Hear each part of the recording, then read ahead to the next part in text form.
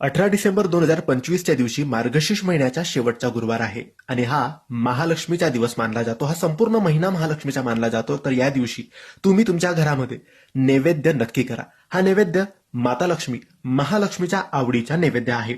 हा नैवेद्य तुम्ही संध्याकाळी म्हणजे रात्री केला तरी चालेल, दुपारी केला तरी चालेल. जर तुमचे मार्गशीर्षचे उपवास सुरू आहेत आणि तुम्ही जर 18 तारखेला शेवटच्या गुरुवारी उद्यापन करणार असाल तर हा नैवेद्य करायला अजिबात विसरू नका. आणि उद्यापन करणार नसाल, व्रत केले नसेल तरी महालक्ष्मीला प्रसन्न करण्यासाठी हा नैवेद्य करा आणि महालक्ष्मीला नक्की दाखवा. आता हा नैवेद्य कोणता? तर माता लक्ष्मीच्या आवडीचा नैवेद्य आहे खीर. हो मित्रांनो, मग ही खीर असेल मखाण्याची खीर, साबुदाण्याची खीर किंवा तांदळाची खीर आणि सफेद मिठाई. जर तुम्ही खीर करू शकत असाल तर खीर करा. खीर करू शकत नसाल तर मार्केटमधून, दुकानातून सफेद रंगाची मिठाई, पेढे तुम्ही आणून महालक्ष्मीला दाखवू शकतात. खीर केली तर चपाती भाजी सुद्धा करा आणि खिरेचा नैवेद्य माता लक्ष्मीला दाखवा. आणि हा खिरेचा नैवेद्य आपण आधी खायचा आहे. उपवास असेल तर खीर खाऊनच आपण उपवास सोडायचा आहे. खीर कोणतीही करू शकता. साबुदाण्याची केली तरी चालेल, मखाण्यांची केली तरी चालेल, तांदळाची केली तरी चालेल.